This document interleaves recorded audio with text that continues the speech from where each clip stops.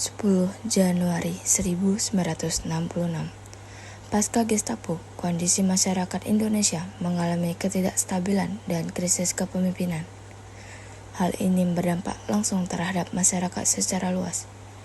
Devaluasi nilai rupiah juga menjadi pemicu turunnya kepercayaan masyarakat terhadap pemerintah. Kenaikan harga bahan bakar menjadi puncak permasalahan yang kemudian menyulut demonstrasi di kalangan mahasiswa. Para demonstran mengusung tuntutan yang harus segera dipenuhi oleh pemerintah. Bubarkan PKI.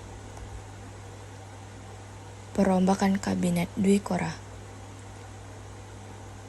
serta turunkan harga pangan. Ketiga tuntutan ini yang sering disebut dengan Tritura. Aku lakukan semuanya bukan untuk hidup saja. Aku ingin menggabungkan tiga kekuasaan yang nasionalis, agama, dan komunis menjadi satu kekuatan politik yang besar yang dapat menyelesaikan revolusi. Tidak mungkin aku membubarkan PKI karena akan terus membuat NASA kaum tidak butuh aku. Aku tidak akan mengorbankan keyakinanku dan aku akan terus kuperjuangkan sampai saat ini. Maaf Pak, tapi jadwal kita telah dibantai. Tapi mau bagaimanapun, PKI adalah kekuasaan nyata di masyarakat kita. Kekuasaan yang harus hidup, PKI harus dijadikan PKI Pancasila.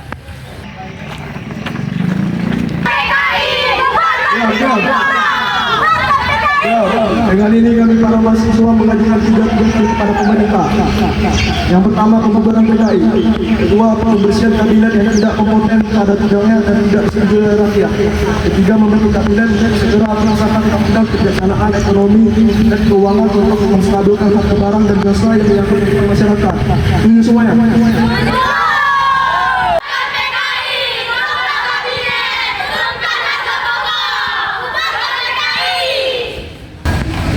Penghormatan besar bagi saya selaku komandan dalam berbicara di depan para mahasiswa sekalian yang tergabung dalam kami.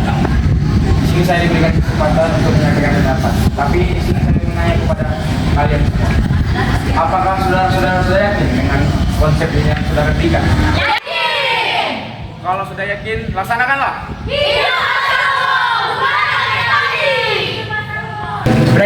Brengsek. Mereka tahu mereka mau menjatuhkan aku. Mereka membawa revolusi ke arah kanan, sedangkan revolusi ke arah kiri.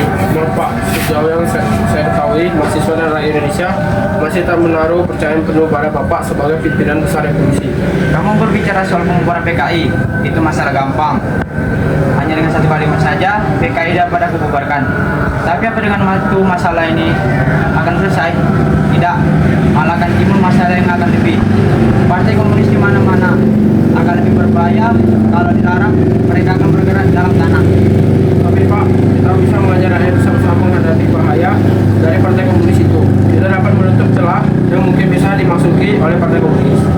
Kamu adalah prajurit, tugas semua adalah mengikuti perintahku. Baik Pak.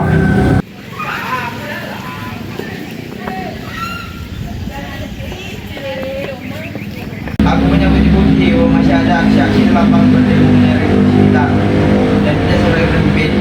Engkau pemimpin dari kaum komunis, engkau pemimpin dari kaum agama, engkau pemimpin dari kaum nasionalis, dari angkatan bersenjata. Kita pasti mencari jalan keluar dari masalah yang melanda. Ayo, siapa yang dapat menurunkan harga dalam tempo 3 bulan? Aku angkat jadi menteri sekarang juga. Tidak peduli laki-laki maupun perempuan. Siapa sanggup, angkat tangan.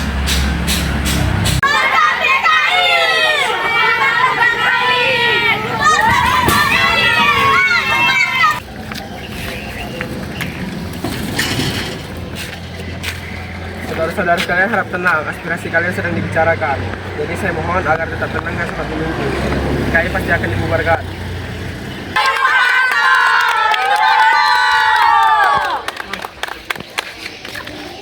Menurut kalian, apakah Bapak Presiden akan mendengar suara kita?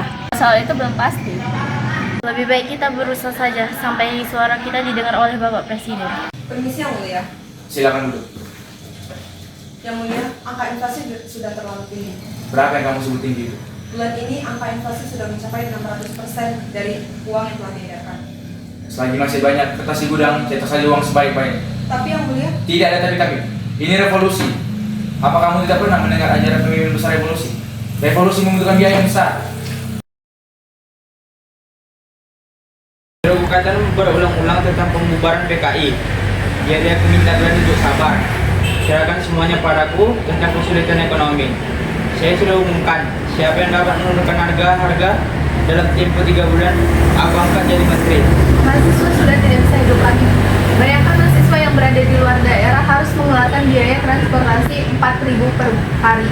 Jika sebulan sudah 100.000, Pak. Kamu mahasiswa mana? Mahasiswa Pancasila, Pak. Pantas, moral Pancasila tidak ada. Bapak Presiden dalam Kabinet Direktorat menekankan akan diselesaikan dalam 2 tahun ini. Tapi ini sudah lewat, Pak. Bapak mengatakan bahwa kesabaran rakyat juga bisa habis. Jadi kami meminta Bapak akan menerima trisula kami, Pak. Aku memang salah dalam hal itu. Tetapi aku sangat menentang cara kalian berdemo. Silakan duduk. Saya senang mahasiswa bisa bertemu langsung dengan Bung Karno. Dengan demikian, beliau bisa mendengar langsung aspirasi kalian. Maka dari itu, sempurnakanlah organisasi kalian di bidang keamanan, guna menghindari pergoncengan atau hal buruk lain. Saya sudah berada kepada Bapak. Biarlah saya membuatkan PKI. Ya, lagian kan kita berjuang demi Indonesia.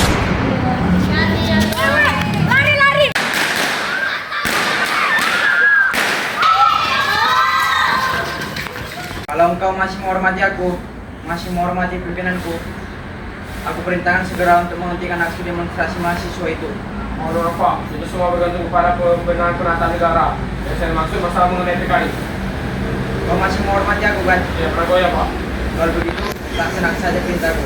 Saya menghendaki kekompakan seluruh menteri-menteri anggota kabinet Dukora yang disempurnakan sebagai pembantu saya. Kabinet yang betul-betul mengikuti pimpinan saya sebagai presiden. Meningkatkan perjuangan saat ini memang sudah logis. Kalau ada yang kontra mengenai revolusi karena kita menentang liberalisme dan meletakkan garis-garis perjuangan dalam masyarakat sosial. Pertama, ada ajaran-ajaran jika diarahkan tidak ada yang mengikuti. Terpaksa dengan terus terang, aku akan dengan senang menerimanya. Akan menggantikannya dengan orang lain. Permisi, Bung. Ada yang bertemu dengan Bung. Kau ambil di rapat ini. Baiklah, saudara-saudara, karena tidak ada lagi yang diperintahkan oleh Bapak Presiden, saya usulkan rapat ini kita hentikan saja. Bagaimana saudara-saudara? Setuju? Setuju. Baiklah, rapat ini saya hentikan. Terima kasih kepada saudara-saudara yang telah hadir. Ada keperluan apa ya? Kami ingin menyubai Pak Harto. Baik, silakan masuk.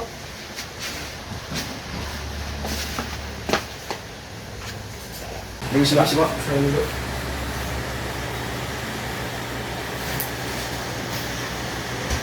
Begini Pak, kami ingin melaporkan hasil rapat kami tadi.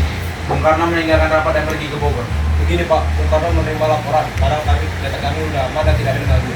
Baiklah, sampaikan salam saya kepada Bapak Presiden dan permintaan maaf saya tidak bisa menemui beliau karena saya sedang sakit. Dan sampaikan juga kepada beliau apabila saya diberi kepercayaan masalah ini bisa saya selesaikan. Untuk apa kalian di sini? Bung Karno, situasi negara semakin genting, demonstrasi mahasiswa semakin besar, dan kami menerima laporan adanya pergerakan pasukan yang tidak jelas. Khawatir akan terjadi kekacauan yang lebih besar jika tidak segera diambil tindakan tegas. Keselamatan Bung Karno juga terancam. Kami mohon dengan sangat Bung Karno, berikanlah surat perintah kepada Irjen Soeharto untuk mengambil tindakan yang dianggap perlu demi memulihkan keamanan dan ketertiban negara. Apakah ini benar-benar jalan yang terbaik? Saya tidak ingin lagi terjadi pertumpahan darah. Saya tidak ingin kekuasaan ini jatuh pada tangan yang salah. Orang yang paling tepat untuk mengatasi situasi yang sulit ini, Bung Karno. Dia akan bertindak dengan bijaksana dan bertanggung jawab sesuai dengan perintah yang Bapak berikan. Baiklah.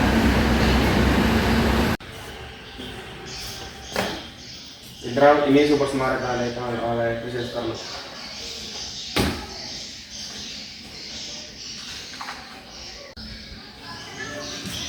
Dengan surat ini, saya memiliki wewenang untuk mengambil segala tindakan untuk memulihkan keamanan dan ketertiban negara.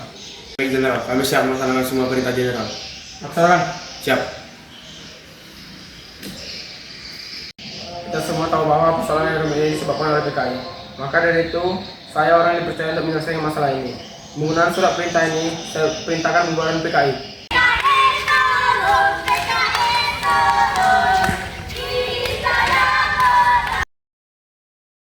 Suwanto, saya mendengar laporan tentang tindakan-tindakan yang kamu lakukan.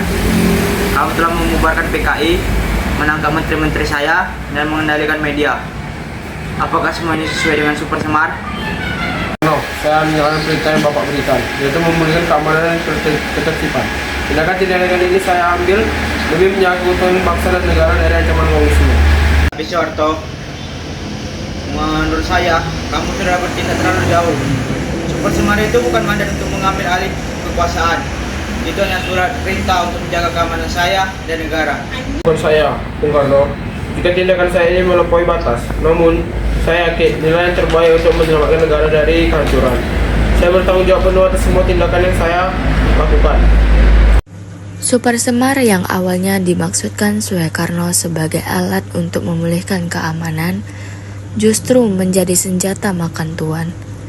Kekuasaan Soekarno perlahan tapi pasti terkikis. Sementara Soeharto semakin berkuasa dan mendapat dukungan dari militer dan sebagian masyarakat. Terjadilah dualisme kepemimpinan yang berujung pada sidang istimewa MPRS dan pencabutan mandat Soekarno sebagai presiden. Dengan ini, Majelis Permusyawaratan Rakyat sementara mencabut mandat Presiden Soekarno dan mengangkat Letnan Jenderal Soeharto sebagai pejabat Presiden Republik Indonesia. Soekarno lengser dari jabatannya dan Indonesia memasuki babak baru di bawah kepemimpinan Soeharto.